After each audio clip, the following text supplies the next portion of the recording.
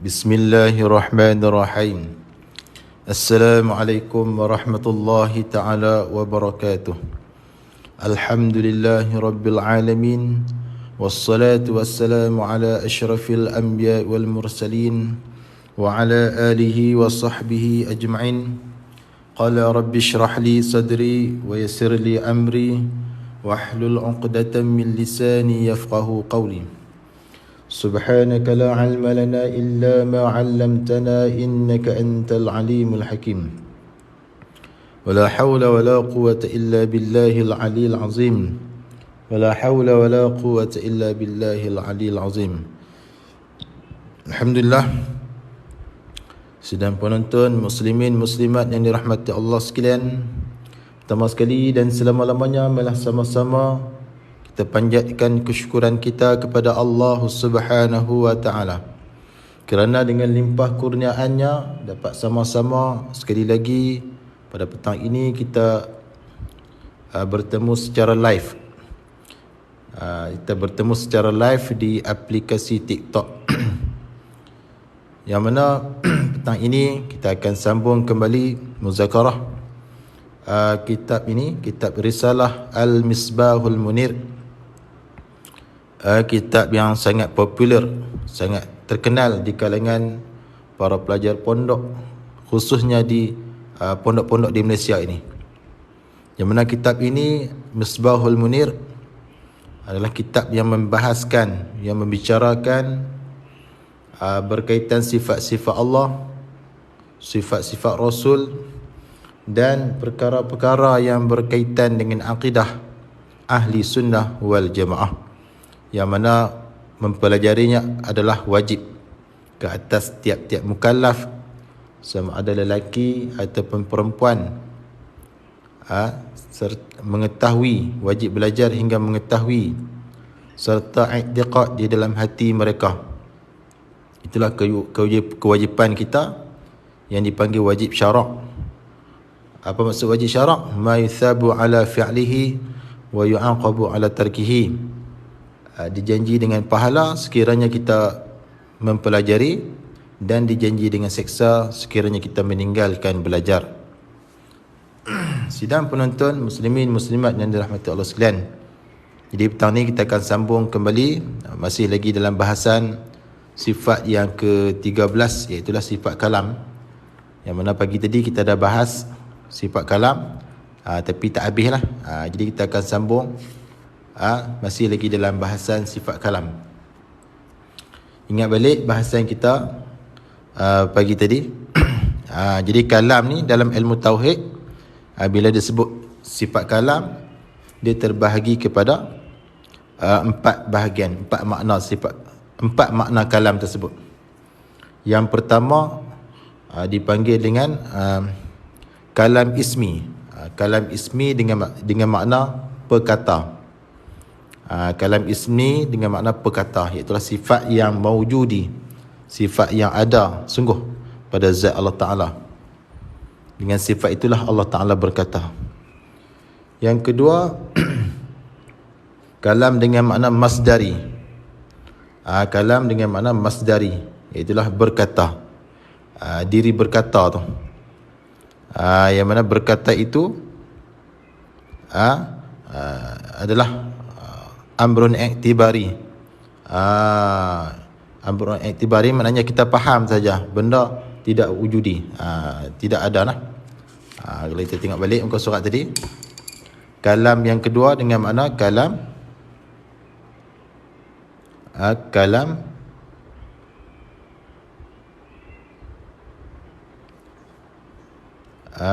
kalam ismi. Yang pertama kalam ismi. Yang pertama kalam ismi. Yang kedua kalam nafsani. Saya tukar lah. Yang kedua kalam nafsani. Kalam nafsani dengan makna bersedia dan bercadang nak bercakap tu. Tu. Yang pertama tadi kalam ismi. Kalam ismi ni adalah sifat kalam tu lah, dengan makna perkata tu. Yang inilah sifat Tuhan, yang maujud, yang ada di zat Tuhan. Yang kedua sifat kalam nafsani.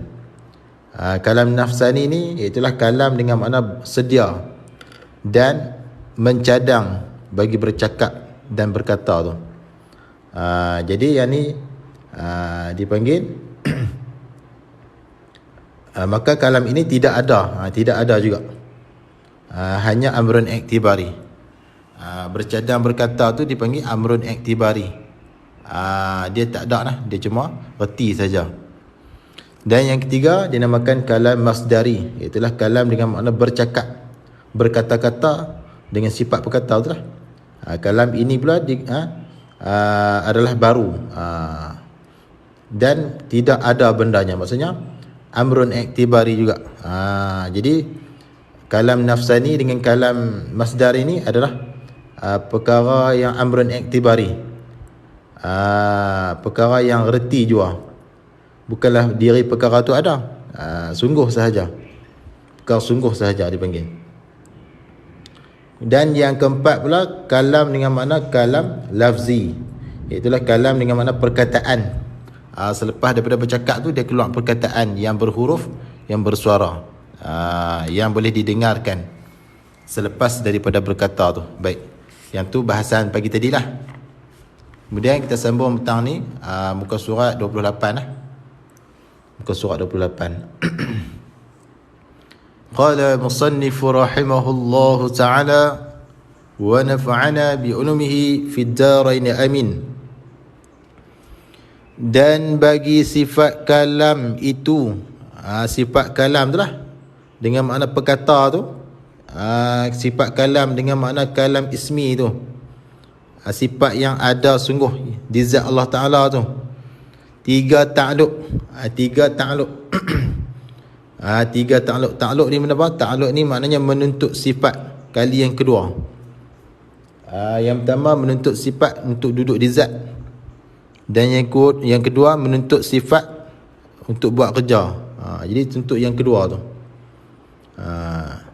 Dan bagi sifat kalam itu tiga ta'aluk yang dinamakan dia tiga ta'aluk. Sifat kalam tu ta'aluk dilalah. Ta'aluk dilalah. Erti dilalah. Apa dia maksud ataupun erti dilalah tu? Ta'aluk dilalah ertinya menunjuk atau beruayat, maksudnya bercakap lah. Beruayat, ni masalah kampung ni. Beruayat maksudnya bercakap. Itulah dikatakan ta'aluk dilalah, menunjuk ataupun beruayat, bercerita. Beruayat ni maknanya bercerita. Yang pertama daripada tiga ta'aluk itu dipanggil ta'aluk suluhi qadim.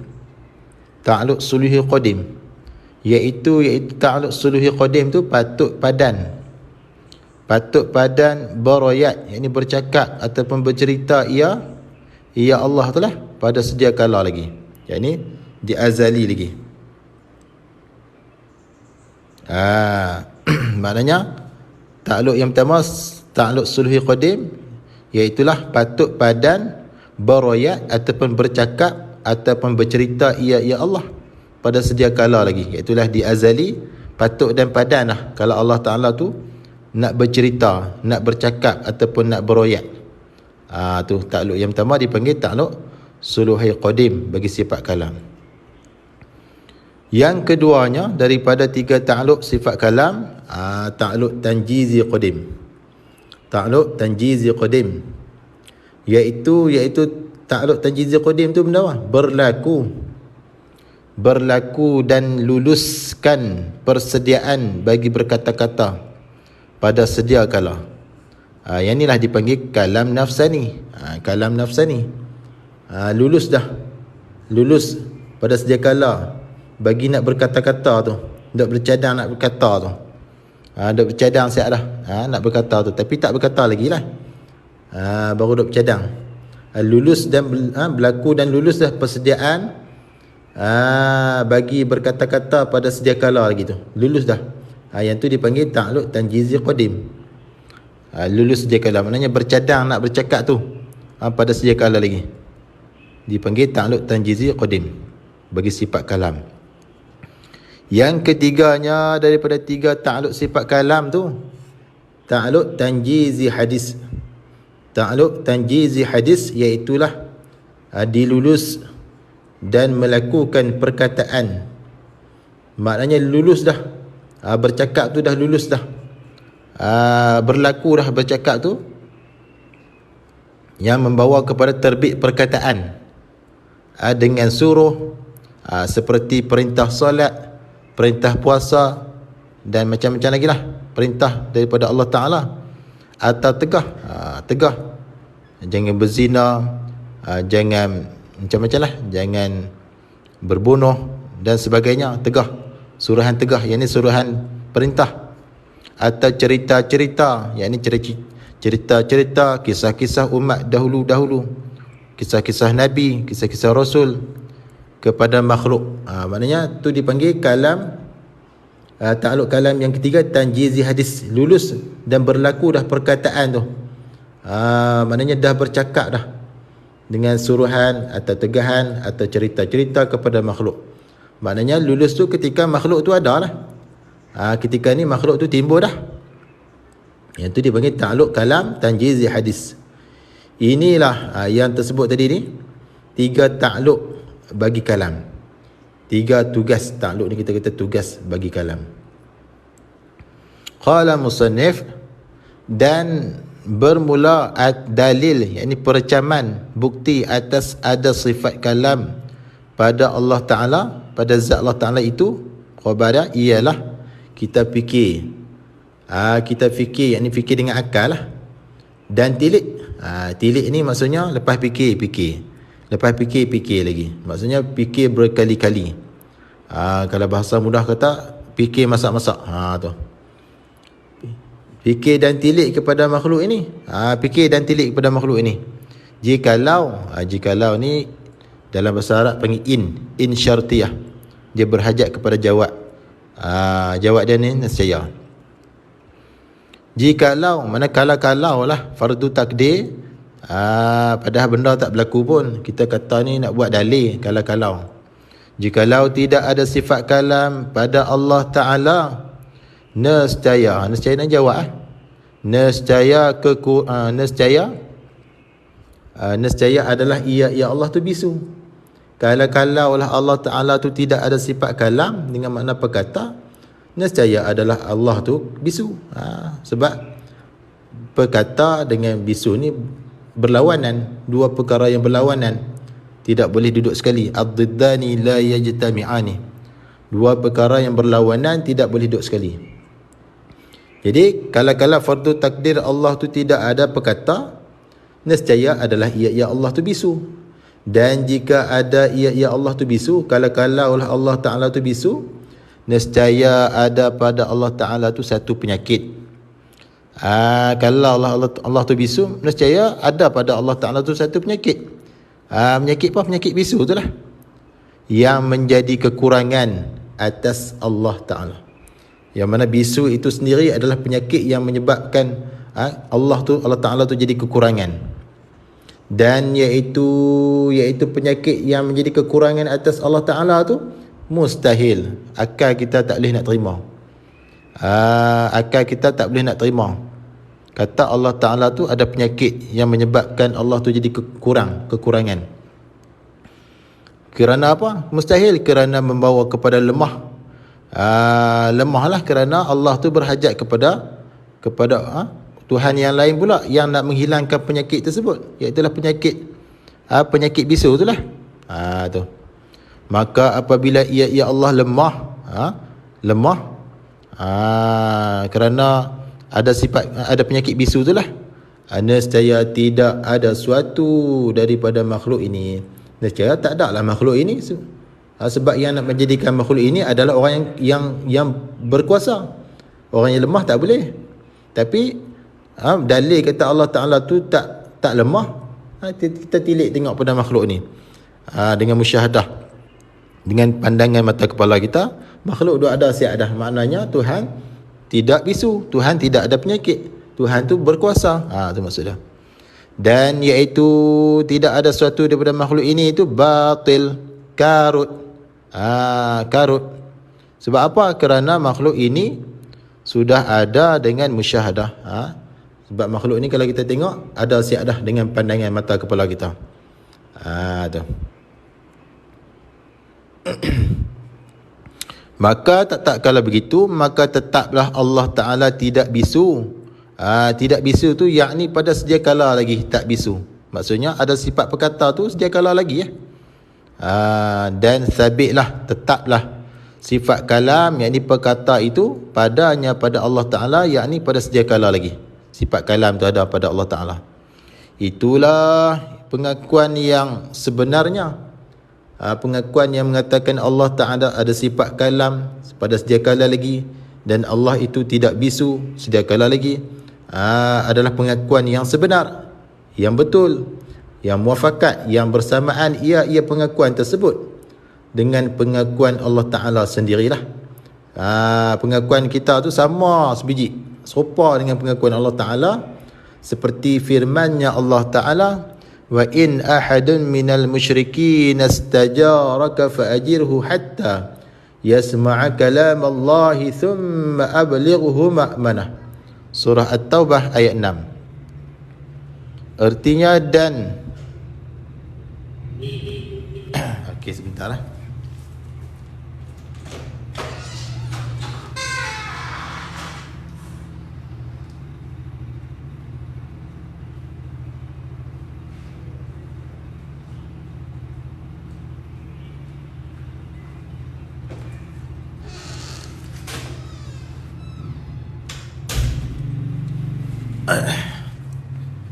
Okey, sebentar. Ada orang main rumah tadi. Okey, kita ulang balik. Itulah pengakuan yang sebenarnya, yang betul, muafakat yang sama. Ia pengakuan tu dengan pengakuan Allah Ta'ala, seperti firman-Nya Allah, wa in ahadun minal musyrikin istajaraka faajirhu hatta yasma'a kalam Allah thumma ablighu ma'manah. Surah At-Taubah ayat 6. Artinya, dan jika seseorang daripada orang musyrikin meminta perlindungan akan dikau ya Muhammad, maka berilah perlindungan, keamanan akan dia, sehingga mendengar ia orang musyrikin akan kalam Allah Ta'ala, yakni Al-Quran lah. Kemudian hantarlah dia, orang musyrikin itu, di tempat yang aman. Ini adalah dalil mengatakan Allah Ta'ala ada sifat kalam di zat Allah Ta'ala lah. Baik. Jadi itulah bahasan sifat kalam, yang mana kesimpulannya kita kena pegang 3 perkara di sini. Kita kena ada 3 perkara. Yang pertama, wajib ke atas tiap-tiap mukallaf i'tikad bahawasanya Allah Subhanahu wa Ta'ala ada sifat kalam, dengan maksud perkataan kalam ismi, dengan maksud perkata tu ada sungguh sifat perkata itu di zat Allah Ta'ala. Itu yang pertama. Yang kedua, kena i'tikad mengatakan Allah itu tidak bisu. Tidak bisu. Lazim daripada kata Allah tu ada sifat perkata, maka Allah tu tak bisu. Itu yang kedua. Dan yang ketiga, wajib kena ada dalil. Sama ada dalil ayat Al-Quran naqli ataupun dalil aqli, supaya nak melepaskan kita daripada dinamakan muqallid. Muqallid ni maknanya orang yang taklid, ikut orang semata-mata. Sebab ulama khilaf tentang iman orang yang muqallid. Ada setengah ulama kata kafir, dan setengah ulama mengatakan berdosa yang tak sehingga-hingga.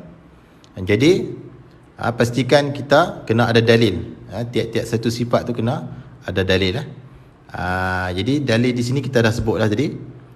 Yang pertama dalil akal tadi, mana dia? Ni dalil akal. Yang kedua dalil naqli, dalil ayat Al-Quran, kita dah sebut dah. Ni dalil ni wajib lah. Setiap satu sifat tu kena ada dalil, supaya nak melepaskan kita daripada dinamakan muqallid. Tu. Baik, jadi itulah bahasan sifat kalam lah. Sifat kalam. Jadi sifat kalam ni ada yang kata antara bahasan yang agak susah, Tapi bagi saya tak susah sangatlah.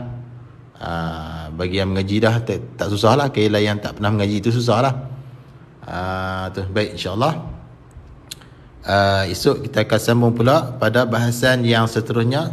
Kita masuk pula pada sifat maknawiyah. Kaunuhu qadiran, kaunuhu muridan, kaunuhu aliman, kaunuhu hayyan, kaunuhu sami'an, kaunuhu basiran, kaunuhu mutakaliman. Jadi sifat maknawiyah pun ada 7. Dia melazimi sifat ma'ani. Ada sifat ma'ani, adalah sifat maknawiyah. Dalam 20 sifat yang wajib tu, yang pertama sifat nafsiyah. Wujud tu sifat nafsiyah. Yang kedua sifat salbiyah. Qidam, baqa, mukhalafatuhu ta'ala lil hawadis, qiyamuhu bi nafsih, wahdaniyah. Sifat salbiyah ada 5. Nafsiyah 1, ma'ani 7, qudrah, iradah, ilmu, hayat, sama', basar, kalam. Dan sifat ma'nawiyah pun 7. Kaunuhu qadiran, kaunuhu muridan, kaunuhu aliman, kaunuhu hayyan, kaunuhu sami'an, kaunuhu basiran, kaunuhu mutakalliman. Jadi sifat ma'nawiyah ni dia melazimi sifat ma'ani lah. Ada sifat ma'ani, adalah sifat ma'nawiyah. Sifat hal-hal, keadaan-keadaan tu. InsyaAllah esok ada masa kosong, ada masa free, kita sambung pula dengan huraian sifat yang ke-14, iaitulah kaunuhu qadiran, artinya keadaan Allah Ta'ala yang kuasa. Baik, insyaAllah sekadar itu dulu live yang kita ringkas pada petang ini.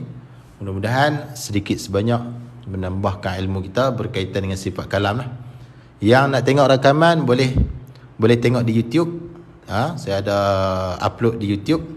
Boleh pergi ke profile TikTok saya, dan dekat situ dia ada logo YouTube. Terus klik di situ dan terus masuk kepada YouTube. Boleh tengok rekaman di situlah. Bahasan daripada awal sampai sekarang insya-Allah. Okeylah. Kadar itu dulu, yang baik daripada Allah Subhanahu wa taala, yang kurang dan yang lemah daripada kelemahan diri saya sendiri. Aqulu qawli hadha wa astaghfirullahal azim li wa lakum. Assalamualaikum warahmatullahi wabarakatuh.